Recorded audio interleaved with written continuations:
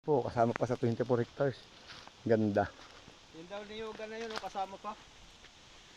Yung mga nyug dyan kasama. Saka po yung kawayan. Saka yung dulo dun ano. Yung mga nyug na po doon sa dulo, kasama pa po yun. Ayan. Kung magpapagawa ka po ng bahay, hindi ka na po kailangan kumuha pa ng buhangin dun. Dito ka lang po kumuha ng buhangin. Oh. Ayan. Gandang ganda po. 24 hectares. Pwede nyo po itong gawing resort. Kasi may access po ng kalsada dun sa taas. Pababa. Ito pong property, 24. Yan pong iikutan ng sapa. Sako po yan ng property. Yan po yun. Yan. Paganyan po yun. Oh. Ganda. Oh. Ayan, may mga nyug po sa taas. Ha? Kawayan. Ayun po. Tingnan nyo naman po. Ang nyug dun. Dami. Tapos kawayan. Ayan. Dami-dami po. Tapos dito, pantay-pantay pa. Ganda pa. Ito po yung Kalawakan, piling palayan. Pero dito nyo lang po lagyan ng ano, farm. Dito lang po kayo magawa ng farm. Dito ma'am, dito ka lang gumawa ma'am ng farm. Kalayo pa ng ilog. Gandang ganda. Oh.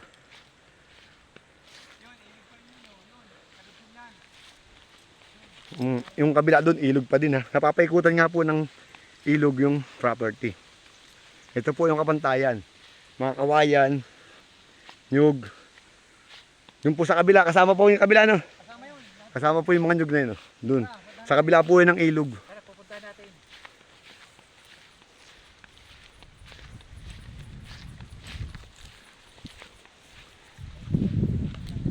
Yan, gaganda oh. Hindi kasama baka.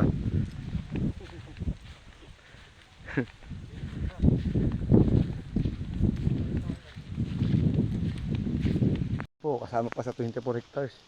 Ganda. Yung daw niyugan na yun, kasama pa. Yung mga nyug dyan kasama. Saka po yung kawayan. Saka yung dulo dun ano. Yung mga nyug na po doon sa dulo, kasama pa po yun. Ayan. Kung magpapagawa ka po ng bahay, hindi ka na po kailangan kumuha pa ng buhangin dun. Dito ka lang po kumuha ng buhangin. Oh. Ayan. Gandang ganda po. 24 hectares. Pwede nyo po itong gawing resort. Kasi may access po ng kalsada dun sa taas. Pababa. Ito pong property, 24. Yan pong iikutan ng sapa. Sako po yan ng property. Yan po yun. Yan. Paganyan po yun. Oh. Ganda. Oh. Ayan, may mga nyug po sa taas. Ha? Kawayan. Ayun po. Yan po yung ilog. Kadugsong pa po yan nung may video ka dito. Yan. Sobrang ganda. Kasama pa po yung sa kabila, no? Yan, hindi na po pala. Ito lang. Yan lang po, ilog lang po taga minakang kapian. Pero kasama sa property yung ilog. Oo, pag-aari nyo na yan. Ayan, pantay na pantay po yan ha. Ganda. May daranghita. May nyug. Ayan, ganda ng nyug oh. Oh. Ayan. Ayan ang mga ganda nyug oh. Pantay na pantay dito. Kagandahan dito. Ayan, ayan po. Yan, paikot na yan doon, oh, yun. Yun. Yung, ang kawayan na yun. Yung po ang boundary. Yan. Basta po ang boundary, ilog na lang, ganun ano. Paikot. Yung ilog po ng paikot, ang boundary po ng property ng 24 hectares. Yan, hindi lang po kasama yung baka sa bibilihin. Yan po sa may-ari. Yan. Gandang ganda ng 24 hectares oh. Kaya mga kawayan, nyug. May iba pa po ba tanim nitong ano? Nyug lang po at kawayan ano, tsaka yung ilog po ang pinakang boundary at pinakamaganda rito sa loob ng property. At saka itong kapantayang ito. Yung po mga gustong mag-avail, makiki-PM lang po sa akin o or call po kayo sa akin, tumawag po kayo sa akin. Yan ko yan, hahabulin ako ng baka. Yan.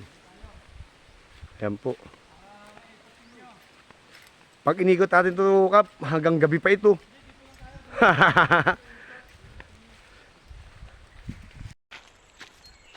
Ganda po. Ayan ang mga nyug ng 24 hectares. Pantay na pantay po dito sa baba. Ito po ay nasa 6 na hektarya po. Ang kapantayan plus pa yung ilog na yan. Sobrang ganda. Ayan po ha. Kami po ay galing sa taas, sa kalsada. Pababa po dito, pababa. Ito po ang baba. Itong kapantayan na to. Title po ito. Ayun, gaganda oh. Sobrang ganda po. Nanyog. May mga magandang kahoy din po dun sa taas. Hindi na lang po namin iikutin to kasi sobrang laki ng 24 hectares. Baka maghapon di pa namin to tapos. Ayan, may saging, may kawayan, may mangga, may mga supud din po dito. Ayan po, may mga mahugan dun sa taas. Ayan. Ayan po. Ayan. Ganda. Umaga po mga kasama. Andito po tayo ngayon sa Ginyangan, Quezon. Barangay Bagong Silang. Ayun po yung ilog. Gandang ganda oh. Kapantayan po ito. 24 hectares po ito. Ayan. Mapapansin nyo. Ang ganda oh. Ayan po yung nyug. Sobrang ganda po nito. Ayan. Sir, pupunta ako ng ilog ha. I-video ko lang. Wala ko na-engganyo rito. Ipagdidiinan ko ito. Ito po ay paiikot ng ilog. Itong property. Title po ito ha. Title. 24 hectares po ito. Gandang ganda po. Sobrang ganda. Paikot po ng ilog yung property. Ayan. Pansin nyo, pantay po dito. Doon sa kanina, sa ibabaw, andun po yung kalsada. Siyempre, pababa po tayo dito. Medyo slope po pababa. Pero pagdating nyo po dito, nasa 5 hektarya po itong nasa baba. Nakapantayan. Tapos kasama pa po itong sapa dito. Ang ganda. Ayan. Gandang-ganda po nito. Pwede pong ipagyabang ito. Pwede po itong gawing resort. Linis na linis pati po. Ang gandang-ganda. Paikot po ng ilog yung property. Ayan. Ang gandang-ganda po nito.